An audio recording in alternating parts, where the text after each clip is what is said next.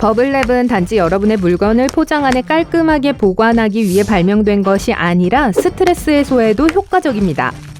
원래 용도는 다른 것이었어요. 누군가가 집안의 벽을 3차원 벽지로 장식하면 멋질 거라고 생각했습니다. 그래서 벽 전체에 버블랩을 바르려고 했죠. 하지만 성공을 거두지 못했고 온실용 단열재로 판매하려고 시도했습니다. 그것도 실패였어요. 하지만 세 번째 시도는 성공적이었습니다. 작은 버블, 큰 버블, 어느 것을 더 좋아하세요? 거하게 저녁을 먹은 후 이를 닦으려고 합니다. 식사 후 양치는 당연하죠. 욕실에 가서 파란 칫솔을 집어듭니다. 위아래에 원을 그리며 치카치카 잘했어요. 이제 입안을 상쾌하게 해줄 구강세척제를 써볼까요? 여러분이 손에 들고 있는 그 구강세척제는 항상 그 용도로 쓰인 게 아니었어요. 한때는 소독제였습니다. 의사와 간호사들이 손을 박테리아 없이 유지하기 위해 사용하는 그런 거 있잖아요. 신선한 박하향. 구강세척제는 바닥 청소제로도 사용되었고 나쁜 질병의 치료제로도 사용되었습니다. 심지어 헤어 토닉으로도 판매된 적이 있어요. 다음에 집 청소를 할 때 청소용 세제가 다 떨어지면 양동이 물에 구강세척제를 몇 뚜껑 넣어 사용해야겠어요. 플레이도 점토, 여러분도 좋아하시죠? 원하는 모양으로 무엇이든 만들 수 있잖아요. 쭉 잡아당겨 늘리고 공룡 모양을 만들고 세계에서 가장 긴 파란 국수 가락을 만들 수도 있어요. 벽에 던지면 안 된다고요? 그럴까요? 네, 플레이도는 처음에는 벽지 청소용으로 만들어졌고 20년이 지난 후에야 오늘날 우리가 이상한 모양으로 만들기를 좋아하는 점토가 되었습니다. 벽지에 묻은 그을음을 닦아내는 데 사용되던 흔한 방법이었어요. 당시엔 집집마다 석탄으로 난방을 했거든요. 반지는 큰 사업입니다. 사람들은 다양한 이유로 반지를 착용하죠. 슈퍼볼에서 우승해도 반지를 받게 됩니다. 야호! 하지만 옛날의 반지는 단지 보여주기 위한 장식 이상의 것이었어요. 궁수들은 활줄로부터 손가락을 보호하기 위해 반지를 착용하곤 했고 바느질 작업을 하는 사람들도 손가락을 보호하기 위해 사용했습니다. 일을 하면서도 멋지게 보일 수 있었죠. 이집트인들은 반지를 도장처럼 사용했어요. 개인 반지 서명이었습니다. 수천 년 전 아주 좋은 이집트 사무실로 걸어 들어간다고 상상해보세요. 무슨 이유에선지 모든 것이 금으로 만들어졌어요. 사장님이 들어오십니다. 여기 사인해주세요. 그러면 종이 위에 약간의 왁스를 바르고 그 위에 반지를 누르기만 하면 됩니다. 좋은 생각이에요. 하지만 반지를 잃어버리면 어떡하죠? 플레이도 못지않게 슬링키도 많은 사랑을 받습니다. 특히 펑키한 음악을 배경으로 한 유튜브 영상이라면요. 사실 슬링키는 우연히 발명되었습니다. 1900년대에 한 엔지니어는 보트가 사방으로 움직일 때 민감한 항해 장비를 안정적으로 유지할 방법을 찾기 위해서 열심히 일하고 있었어요. 대신 그는 환상적인 장난감을 발명해냈죠. 러닝머신 위에 슬링키를 올려보세요. 제게 고마워하게 될 거예요. 새로 구운 파이를 어디에 보관해야 할지 모르겠다고요? 프리스비 위에 놓으세요. 주방장이 여러분에게 소리 지르기를 원한다면요. 1871년 프리스비가 처음 등장했을 때 그것은 바로 파이를 올려놓기 위한 것으로 사용되었습니다. 여기 주문하신 프리스비에 올린 딸기 파이예요. 하지만 대학생들은 그것보다 훨씬 더 나은 사용을 생각해냈습니다.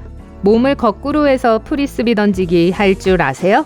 여러분은 베개가 솜처럼 부드러운 걸 좋아하세요? 아니면 조금 딱딱한 것을 선호하세요? 최초의 베개는 전혀 푹신푹신하지 않았습니다. 오히려 돌처럼 단단했어요.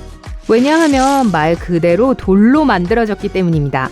베개는 땅에서 머리를 들어 올려 작은 벌레들이 얼굴로 기어오르는 것을 막기 위해 고안되었습니다. 다행히도 베개는 부드러운 것으로 바뀌었어요. 제 목은 돌베개를 견디지 못할 것 같아요. 생각만 해도 목이 뻐근해지네요. 저와 비슷하다면 여러분도 마찬가지일 거예요. 아마도 하이힐을 신고 걸어보려다간 몇 초도 못 버티고 넘어지고 말 겁니다. 일어서는 것조차 문제가 될지도 몰라요. 16세기 페르시아 군인들은 말을 타고 활을 쏠 때 보다 정확하게 목표를 맞추기 위해 하이힐을 신었습니다. 키가 조금 더 커지도록 도와주었던 거죠. 티셔츠, 왜 티셔츠라고 부르는 거죠? 혹시 아세요, 여러분? 예전에는 그렇게 불리지 않았습니다. 원래 티셔츠는 해군에서 발급되던 셔츠 아래에 입는 표준 속옷이었습니다. 그 당시, 그러니까 약 100년 전 티셔츠라는 단어는 사전에도 없었습니다.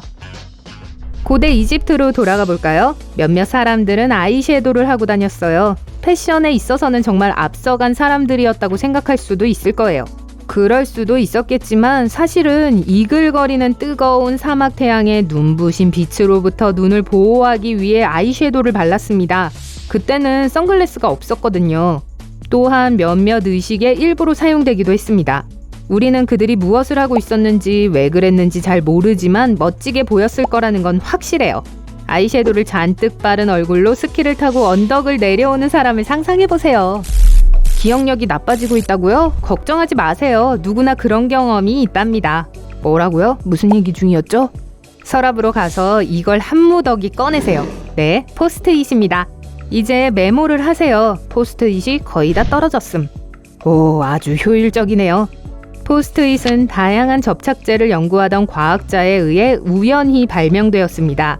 여러 가지 혼합물을 시험하던 중에 그는 대부분의 표면에 아주 살짝 달라붙는 접착제를 만드는 특별한 공식을 발견했어요. 사실은 그 정반대인 세상에서 가장 강력한 접착제를 만드는 법을 찾으려고 하던 중이었는데 말이에요. 벽에 액자를 지탱할 수 있을 만큼 강력한 거요. 하지만 저는 포스트잇이 그렇게 강한 접착제보다 훨씬 더 낫다고 생각해요. 크리넥스는 어디서나 유용합니다. 특히 핫도그를 한 입 물었는데 겨자가 새어나와 손 전체에 묻는다면요. 원래 크리넥스는 다목적으로 만들어지지 않았습니다. 원래 콜드크림 리무버로 발명되었어요. 정말 특이할 정도로 특정한 목적을 갖고 있었네요. 수년 동안 사람들은 크리넥스를 온갖 다양한 용도로 사용했고 특히 일회용 손수건으로 사용하기 시작했습니다. 마케팅팀이 이 사실을 알고 우리가 알고 있고 애용하고 있는 크리넥스 티슈로 리브랜딩한 거예요. 매우 일반적인 용도로 말이죠. 여러분은 식당에서 멋있게 보이려고 하다가 식탁보에 음료를 엎었습니다. 원래는 그냥 물을 주문하려고 했었는데 새로 나온 체리 퓨전인가 뭔가를 주문하라고 설득한 종업원에게 넘어간 덕분에 이제 식탁보에 얼룩이 심하게 남을 것 같아요. 걱정하지 마세요. 비닐랩은 바로 이런 문제를 다루기 위해 고안되었습니다. 이 아이디어는 테이블천을 랩으로 덮어서 쏟아진 음식물 등을 깨끗하게 닦아낼 수 있게 한다는 것이었어요. 원래 계획대로 잘 되지는 않았지만 대신 비닐랩의 훌륭한 새 목적을 찾았습니다. 음식 보관에 사용하는 거였고 그 목적의 안성맞춤이었어요. 그리고 가끔 이상한 장난을 할 때도 사용할 수 있습니다. 뭘 말하는지 아실 거예요. 모자 위에 달린 폼폼 아시죠? 그게 왜 있을까 궁금했던 분도 계실 텐데 단지 장식을 위한 거예요. 하지만 선원들은 그것을 조금 다르게 사용하곤 했습니다. 일종의 안테나처럼 사용했어요. 동물이 어떤 물체가 너무 가까이 있는지 감지하는 것처럼요. 곤충들도 가지고 있고 고양이와 다른 작은 포유동물들은 긴 수염을 사용하여 좁은 곳에 비집고 들어갈 수 있는지를 확인하고 사람들은 폼폼 달린 모자를 사용합니다. 그 덕분에 더 이상 머리를 부딪히지 않게 됐어요. 요즘 많은 배낭에서 발견할 수 있는 작은 네모 패치는 대부분 장식입니다. 하지만 원래는 야외에서 일하는 사람들을 위한 멋진 작은 도구였어요. 사람들은 여분의 장비를 네모에 걸거나 진흙투성이에 운동화를 묶는 데 사용하곤 했습니다. 수년에 걸쳐오며 그런 용도가 사라지기는 했지만 아직도 재미있는 이름을 간직하고 있어요. 이 사각형을 래쉬탭 혹은 돼지코라고 부릅니다. 좋은 선글라스는 어느 옷에나 잘 어울려요. 단지 멋이 아니라 많은 전문직 종사자들에게 없어서는 안 되는 물건이죠. 전문 운전사, 비행기 조종사, 건설 노동자 모두 좀 더 안전하게 일하기 위해 선글라스를 사용합니다.